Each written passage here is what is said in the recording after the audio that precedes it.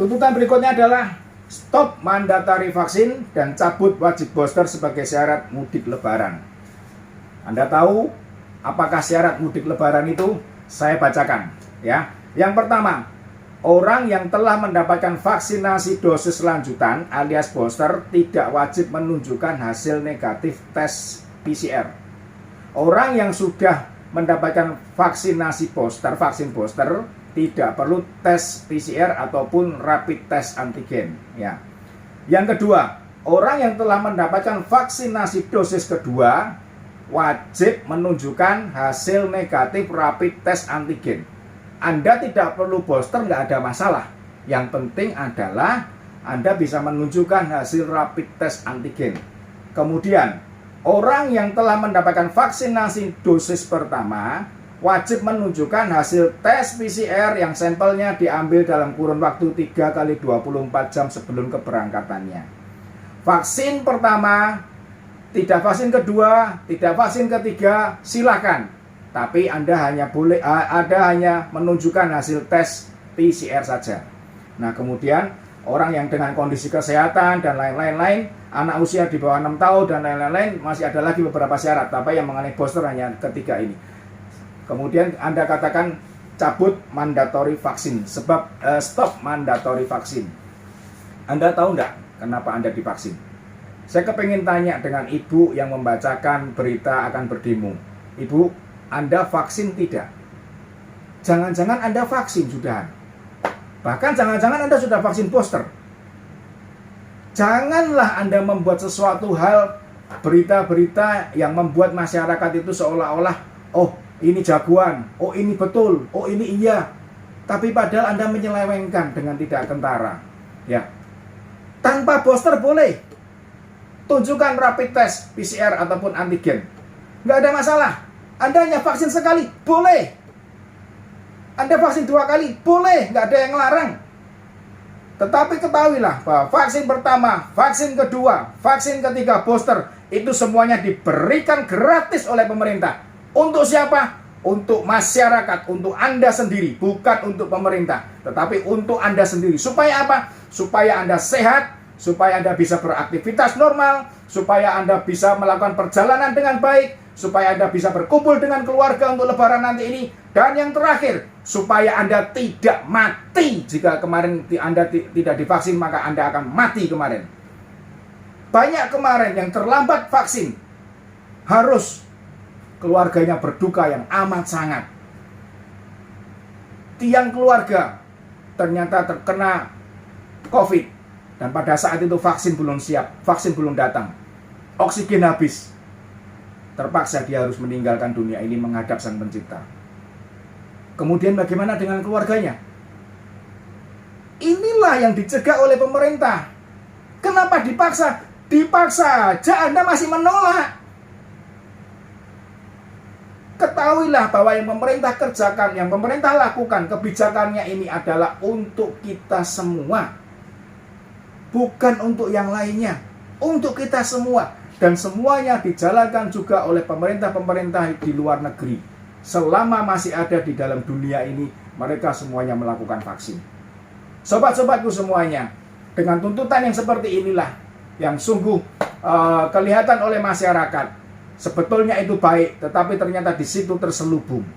Karena apa? Karena vaksin diharuskan adalah untuk masyarakat. Harusnya Anda yang sudah mengerti ini, Anda yang merasakan vaksin itu, Anda bisa menceritakan kepada rakyat yang lainnya.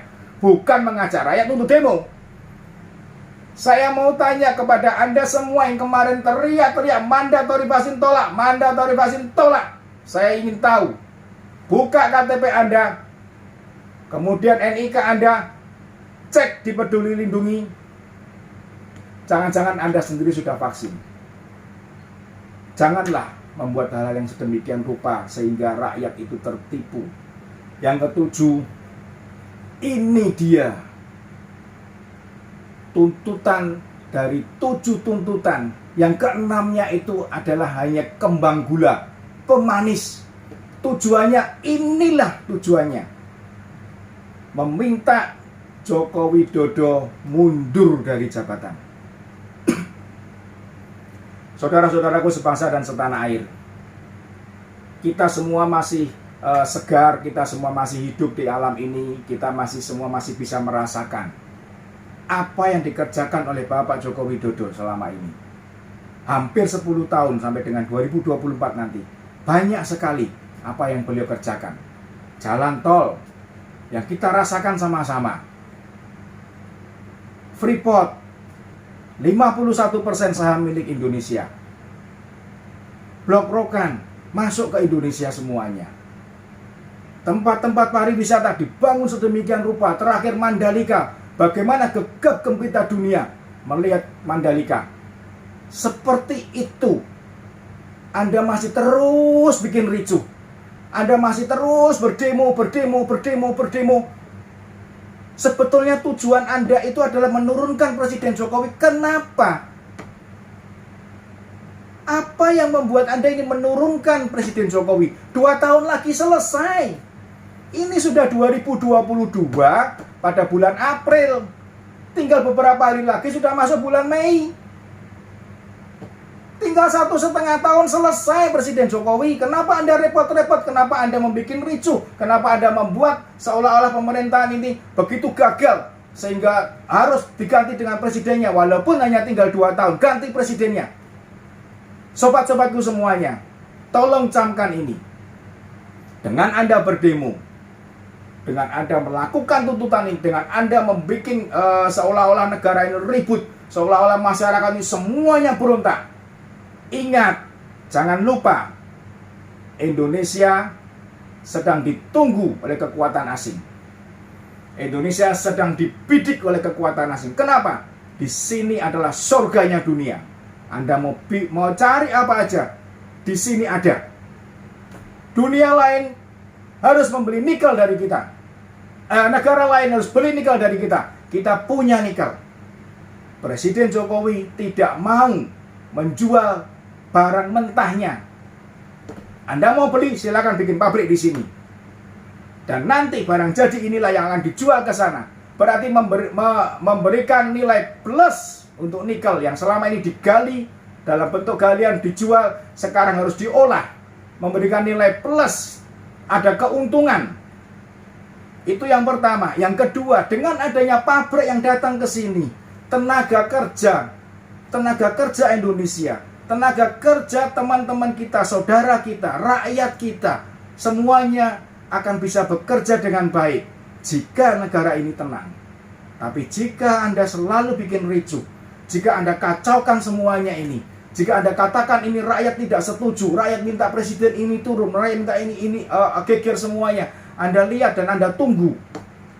Pikirkan apa yang terjadi dengan Suriah. Pikirkan apa yang terjadi dengan Irak dan Turki. Hancur berantakan. Mereka adalah negara yang makmur sebelumnya. Sekarang apa? Tinggal puing-puing. Anda mau Indonesia seperti itu? Anda suka Indonesia seperti itu? Anda mau keturunan Anda nantinya harus mengemis di tengah jalan? Anda mau keturunan Anda nantinya harus hidup di antara puing-puing? Anda suka seperti itu? Ingat, dengan keributan di dalam sini, maka sebuah pemerintahan dari negara lain akan merasakan bahwa dia harus membantu Indonesia. Dia harus membantu menyelamatkan Indonesia. Supaya apa? Supaya Indonesia itu tetap selamat, katanya. Tetapi begitu mereka masuk, selesai. Janganlah Anda lakukan hal seperti itu terus. Kasihanilah kami. Kasihanilah kami dengan anak cucu kami. Mungkin Anda merasa Anda bebas, Anda senang karena Anda berada di lingkungan yang mendukung Anda. Tetapi ingatlah, Indonesia bukan hanya aliansi rakyat menggugat. Indonesia ada 260 juta rakyat, 260 juta jiwa. Dan ingatlah, aliansi rakyat menggugat merasa bahwa Jokowi harus turun. Ingat, Presiden Jokowi naik ke pemerintahan menjadi presiden bukan secara instan. Jabatan yang dia peroleh menjadi presiden bukan dia dapatkan dengan sulapan ataupun dengan sihir ataupun dengan babi ngepet ataupun dengan tuyul, bukan. Hampir 80 juta rakyat mendukung Presiden Jokowi. Jika Anda merasakan bahwa Anda yang paling berhak, Kemana rakyat yang kemarin mendukung Jokowi? Janganlah seolah-olah Anda yang merasa paling hebat. Anda bisa menurunkan Jokowi. Saya mau tanya, siapa yang bisa menggantikan Jokowi hanya dengan waktu 2 tahun, menyelesaikan apa yang sudah beliau kerjakan selama ini? Tunggu 1 tahun lagi Jokowi akan turun. Sekarang saya akan membaca Undang-Undang Nomor 9 Tahun 98, yaitu tentang kemerdekaan menyampaikan pendapat umum. Saya bacakan dari pasal 6. Warga negara yang menyampaikan pendapat di muka umum berkewajiban dan bertanggung jawab untuk 1. Menghormati hak-hak dan kebebasan orang lain. Catat ini. 2. Menghormati aturan-aturan moral yang diakui umum. Catat ini. Menaati hukum dan ketentuan peraturan perundang-undangan yang berlaku. Menjaga dan menghormati keamanan dan ketertiban umum. Dan menjaga keutuhan, persatuan, dan kesatuan bangsa. Ini pasal 6. Pasal 9. Penyampaian pendapat di muka, pasal 9 ayat 2, penyampaian pendapat di muka umum sebagaimana dimaksud dalam ayat 1. Ayat 1 itu adalah mengenai ketentuan Anda melakukan demonstrasi. Dilaksanakan di tempat-tempat terbuka untuk umum kecuali A. Di lingkungan istana kepresidenan, tempat ibadah, instalasi militer, rumah sakit, pelabuhan udara atau laut, stasiun kereta api, terminal angkutan darat, dan objek-objek vital nasional. Anda baca tidak? Anda baca tidak? Undang-undang tentang kemerdekaan menyampaikan pendapat di muka umum. Baca tidak Anda? Anda berani mencantumkan berdasarkan Undang-Undang 1945 dan Undang-Undang Nomor 9 tahun 98. Kami mengada aliansi rakyat merdeka, rakyat menggugat, mengadakan demo. Anda baca tidak? Di poin 2. Tujuan Anda adalah istana presiden. Sudah lihat ketentuan di sini di pasal 9 ayat 2. Lingkungan istana presiden tidak boleh dilakukan penyampaian pendapat di muka umum. Tidak boleh dilaksanakan di tempat tersebut. Pikir itu dulu, ya. Kemudian pasal 10. Penyampaian pendapat di muka umum sebagaimana dimaksud pasal 9 tadi wajib diberitahukan secara tertulis kepada Polri dengan jangka waktu 3 kali 24 jam selambat-lambatnya. Hari ini adalah hari terakhir Anda menyampaikan surat laporan bahwa Anda akan mengadakan demo. Kemudian pasal 12, penanggung jawab kegiatan sebagaimana dimaksud dalam pasal 6, 9, dan 11 wajib bertanggung jawab agar kegiatan tersebut terlaksana secara aman, tertib, dan damai. Penanggung jawab kegiatan sebagaimana dimaksud dalam pasal 6, pasal 9, pasal 11 wajib bertanggung jawab agar kegiatan tersebut terlaksana secara aman, tertib, damai. Jadi Anda bukan hanya mengadakan demo saja, tetapi Anda wajib, menurut undang-undang di sini dikatakan wajib. Kemudian setiap 100 orang pelaku peserta unjuk rasa atau demonstrasi harus ada seorang sampai dengan 5 orang penanggung jawab. Setiap 100 orang harus ada 5 penanggung jawab. Wajib hukumnya. Anda harus taat hukum di sini. Pasal 15, pelaksana penyampaian pendapat di muka umum dibubarkan apabila tidak memenuhi ketentuan sebagaimana dimaksud dalam pasal 6, 9, dan pasal 10 dan 11. Anda bisa melakukan pendapat di muka umum, demonstrasi itu boleh. Tapi jika Anda tidak memenuhi pasal-pasal ini, maka Anda dibubarkan. Jangan salahkan polisi. Salah satu yang sudah jelas Anda menyimpang adalah Anda akan menyampaikan demonstrasi itu, demo itu, orasi itu di istana kepresidenan. Di pasal 9 ayat 2 huruf A itu dilarang. Di pasal 6-nya dikatakan bahwa Anda harus menghormati hak-hak dan kebebasan orang lain.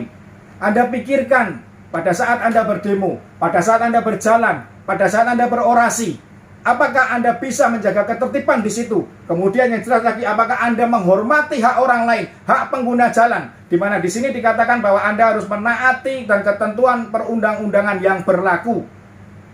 Coba Anda pikirkan. Dan hoi, mahasiswa UI yang kemarin mengatakan juga akan berdemo pada tanggal 21. Saya berikan perumpamaan kepada adik-adik mahasiswa semua. Pada saat Anda berdemo, kemudian bapak atau ibu atau kakek atau nenek atau adik atau siapa yang lewat di situ adalah kebetulan keluarga Anda. Kemudian terjebak di macet karena tidak bisa jalan, karena biasa kalau mereka berdemo jalan seenaknya sendiri tanpa memperhatikan orang lain. Ini sudah melanggar pasal 6, yaitu huruf A, menghormati hak dan kebebasan orang lain sudah dilanggar. Ini yang pertama.